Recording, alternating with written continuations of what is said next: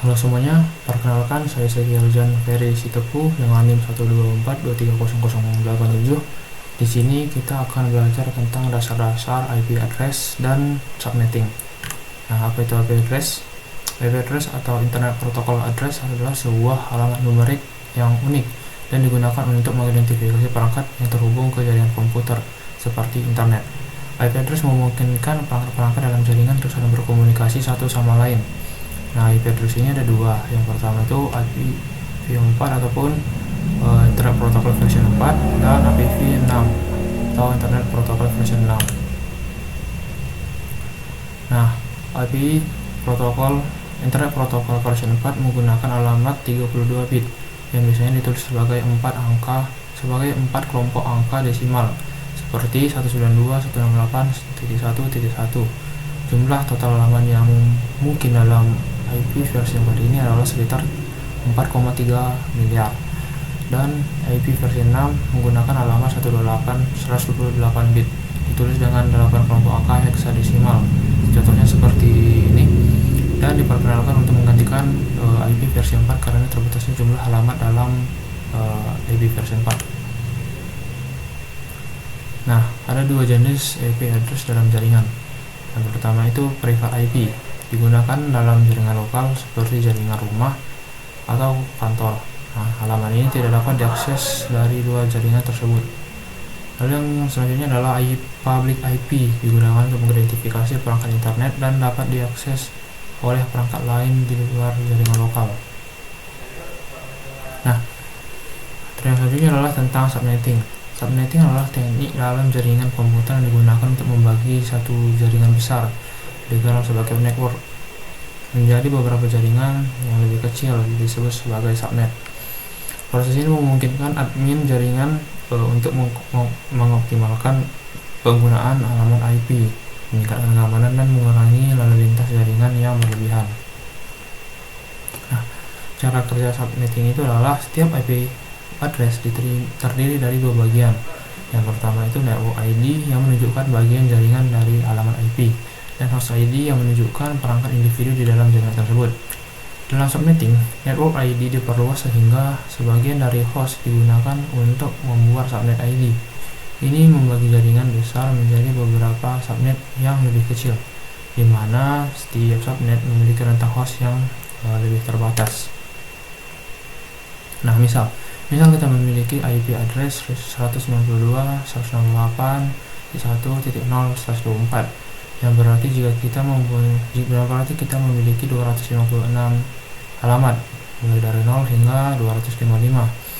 Jika kita tidak membutuhkan semua 256 halamat dalam satu subnet, kita bisa membaginya menjadi subnet yang lebih kecil. Misalnya jika kita menggunakan subnet mask 2/26, kita akan mendapatkan 4 subnet masing-masing dengan 64 halamat IP. Nah, subnet pertama 192.168.1.0 dengan alamat dari 0 hingga 63. Subnet kedua 192.168.1.64 dengan alamat dari 64 hingga 127, begitu dengan seterusnya. Nah, lalu ada yang namanya subnet mask. Untuk melakukan subnetting digunakan subnet mask yang menentukan bagian dari alamat IP merupakan network ID dan bagian mana yang merupakan host ID. Contoh subnet mask dalam desimal, misalnya 255.255.255.0 untuk slash 24. Ini berarti 24 bit pertama adalah network ID dan 8 bit terakhir adalah host ID. Contoh lain adalah slash 26 dengan subnet mask 255.255.255.192. Ini berarti 26 bit pertama adalah network ID dan 6 bit terakhirnya digunakan untuk host ID. Nah, metode subnetting itu ada dua, yaitu FLSM sama VLSM. Nah, VLSM menggunakan subnet mask yang sama untuk semua subnet dalam satu jaringan. Artinya, setiap subnet yang dibuat memiliki ukuran yang sama atau jumlah host yang sama tanpa memandang kebutuhan spesifik dari setiap subnet. Metode yang kedua adalah VLSM. Nah, VLSM ini memungkinkan subnet mask yang berbeda digunakan setiap subnet. yang berarti setiap subnet itu memiliki ukuran yang berbeda tergantung kebutuhannya. Ini jauh lebih fleksibel dan efisien daripada FLSM. Nanti kita bisa lihat contohnya bagaimana perbedaan FLSM dan VLSM itu dibuat. Nah, contoh FLSM, misal kita mempunyai jaringan IP yaitu 192.168.64.0 dengan slice 24, mempunyai 2 subnet dengan kebutuhan host. Misal kita mempunyai lab jaringan 32 host dan lab multimedia yaitu sebanyak 20 host. Nah, nanti kita akan cari tahu terlebih dahulu host paling banyak berada di subnet yang mana. Nah, kalau di kasus ini kita memiliki subnet yang terbanyak itu host terbanyak itu di lab jaringan, maka kita akan membuat menentukan CIDR-nya itu slice 26. Mengapa? Karena slice 26 itu dapat menampung sekitar 62 host di dalamnya. Sedangkan kalau kita memakai 27 host, 127, maka hanya dapat menampung 30 host di dalamnya karena dipakai 2. Nah, di sini kita akan memakai 6. Subnet-nya itu 255.255.255.192 dengan network address yaitu 192.168.64.0. broadcast address-nya itu 192.168.64.63. Host yang dapat dipakai adalah 192.168.64.1 sampai dengan 62. Nah, begitu juga dengan multimedia, karena ini FLSM maka CIDR itu sama. Maka subnet-nya sama juga, tapi memiliki NA dan WA serta host yang berbeda. Nah, selanjutnya adalah contoh VLSM. Nah, misalnya kita tadi menggunakan IP 192.168.64.0 dengan slice 24, mempunyai 2 subnet dengan kebutuhan host lab jaringan 30 host dan multimedia. Bersama kita terlebih dahulu mencari mana yang mempunyai host paling banyak. Ini host paling banyak adalah lab jaringan. Nah, lab jaringan kita memakai slice 26 dengan subnet mask 255.255.192 dengan network address 192.168.64.0. broadcast address-nya itu 192.168.64.63 dengan host yang bisa dipakai adalah dari 1 hingga 62. Nah, sedangkan di multimedia kita bisa memakai slice 27 dengan kapasitas 32 dikurang 2 berarti 30. Nah, kita membutuhkan 20 host berarti dapat ditampung dalam slice 27. Nah, sini dengan subnet mask 255.255.254 dengan network address yaitu 192.168.64.64, broadcast address-nya 192.168.64 dan 95. Hostnya itu mulai dari 65 sampai dengan 94. Nah, bisa kita lihat dengan jelas bahwa ada perbedaan VLSM dengan VLSM. Oleh karena itu, dapat dikatakan VLSM ini memiliki keuntungan dibanding dengan VLSM. Nah, baik, sekian dari materi ini. Kita lanjut dengan membuat suatu topologi jaringan di Cisco. Misal kita mengambil contoh seperti kasus yang tadi, kita mencontohkan dulu yang bagian FLSM.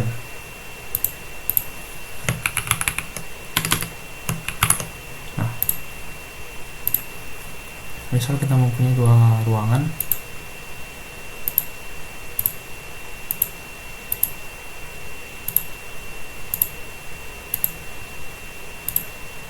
Terdiri dari misalnya kita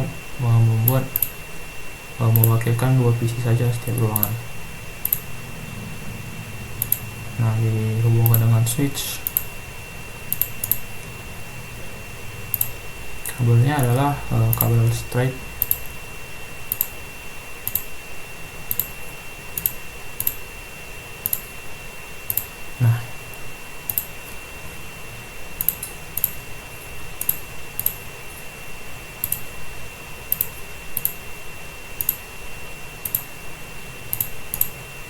Nah, misal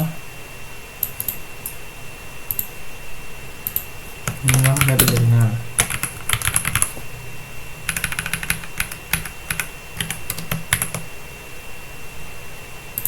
lab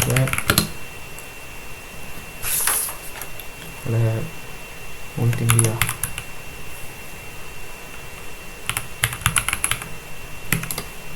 Nah, bisa kita lihat tadi di lab jaringan itu memakai /26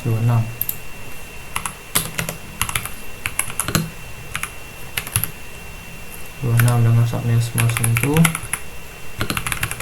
255.192. Dan di sini kita memakai CIDR 127 dengan subnet masnya yaitu 255.254. Oh, di sini VFLSM kita masih memakai 20/6. Ini slotnya 192 dengan NA nya network address-nya 192.168 168.64.64. Sini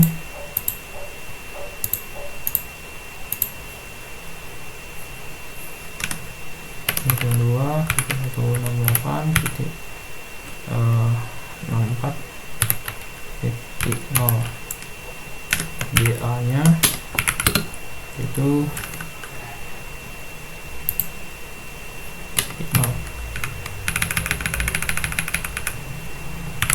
NA nya, DA nya 2.168.64.0. Nah, host yang dapat dipakai itu adalah 192.168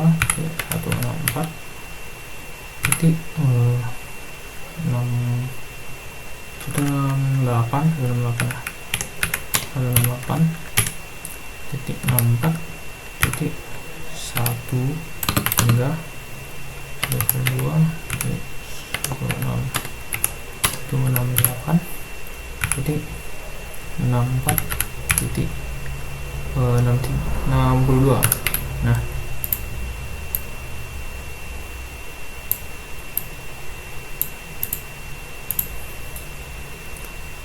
kalau di NA kita memakai 64, BA nya 192, 168, terus 4.127. Nah, host yang kita pakai itu dari 192.168.64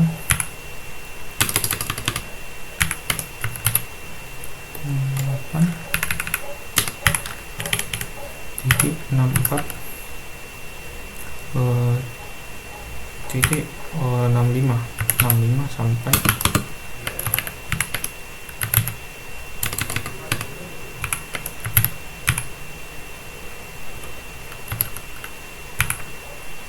Hai 126. Nah, ini host yang terpakai. Misalnya kita mau masukkan IP di sini, IP-nya kita menggunakan statik saja. Misal default gateway-nya itu 192.168.64.1.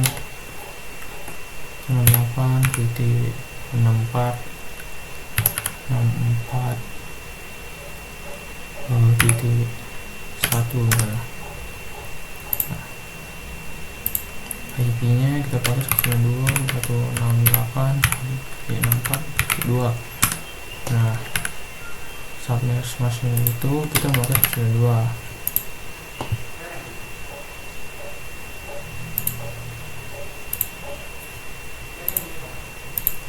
Juga dengan PC yang di sini kita buatnya subnetnya 192.168.64.3. Nah, ini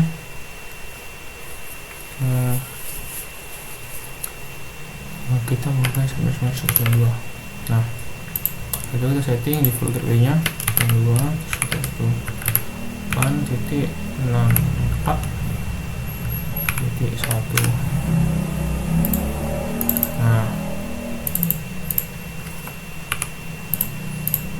Nah, bisa kita lihat di sini pengiriman pesan dari PC 0 ke PC 1 itu telah berhasil. Nah, misalnya kita pengen ke lab multimedia dengan misal kita setting di sini IP nya, kita setting gateway nya 192.168.64.65 misal. Terus ke setting IP nya 192.168.64.66. terus sebenarnya 192.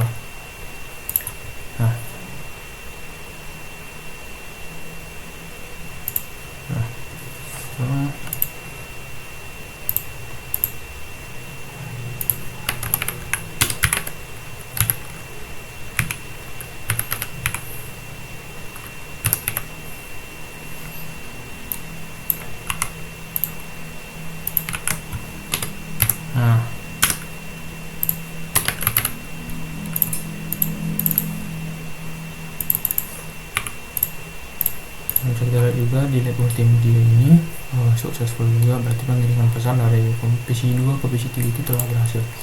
Namun perlu diketahui bahwa di lab jaringan ini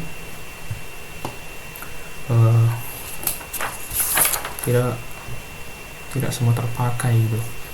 Kita hanya memakai sebanyak 32, namun host yang disediakan oleh /26 itu adalah sebanyak 64 dan dikurangi 2 sebanyak 62. Jadi bisa dikatakan ada sekitar 30 host yang terbuang, apalagi di multimedia yang kita hanya memakai 20 host gitu. Nah, maka akan ada sebanyak 42 host yang disia-siakan. Jadi FLSM ini cukup mubazir jika digunakan di suatu topologi jaringan. Nah, kita akan mencoba di bagian VLSM.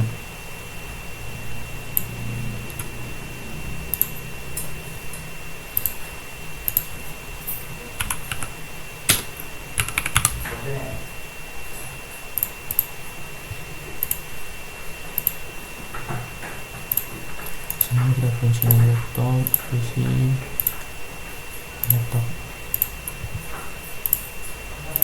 Penghubungnya switch.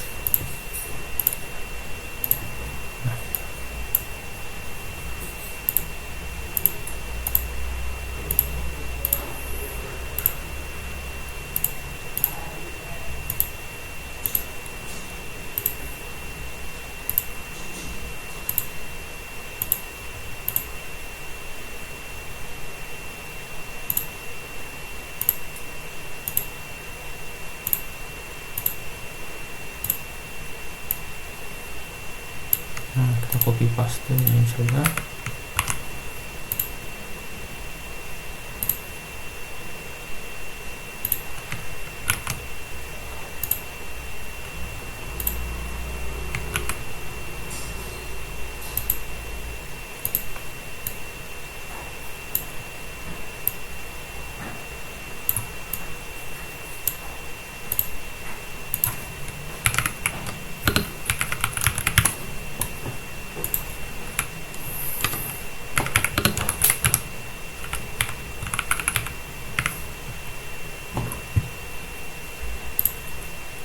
Nah, di sini kita memakai tetap di lab jaringan, kita akan memakai /26 karena kita jika kita memakai /27 maka hostnya itu hanya sebanyak 30 yang bisa dipakai gitu.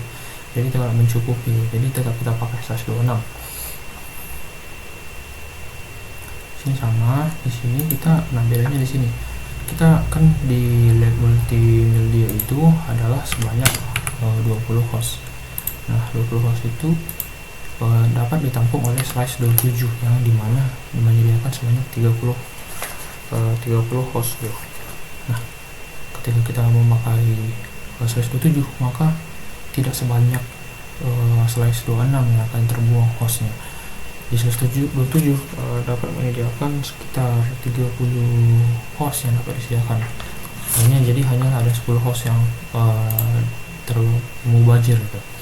Nah, kita setting subnet masknya itu 127.224 dan yang bisa dipakai itu NA nya dulu kita pakai 64, NA nya 64 dan broadcast addressnya 95 dan dimulai dari 65 sampai dengan 94. Nah, kita setting gateway nya 1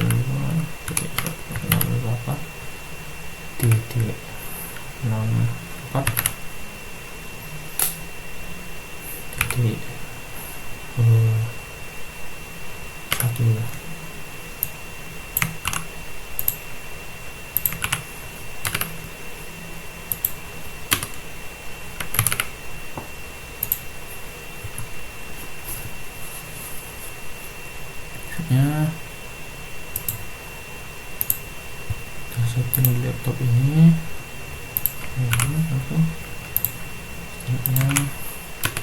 ya.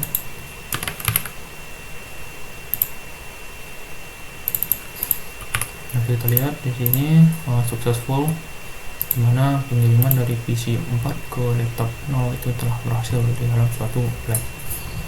Selanjutnya kita akan melakukan pengisian IP pada lab multimedia. Ini kita pakai nya adalah 65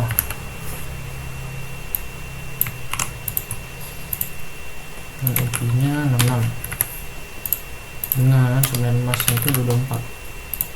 Nah, dia juga dengan laptop 1 kita kasih default gateway, sebenarnya kita kasih ya 97 24. Nah,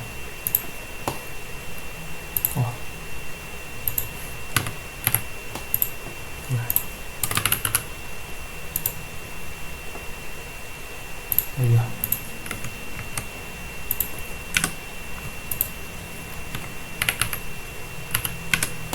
Nah, itu kita mencoba untuk mengirim pesan di lab multimedia ke dari PC 5 ke laptop 1 gitu. Nah, dan di sini juga successful.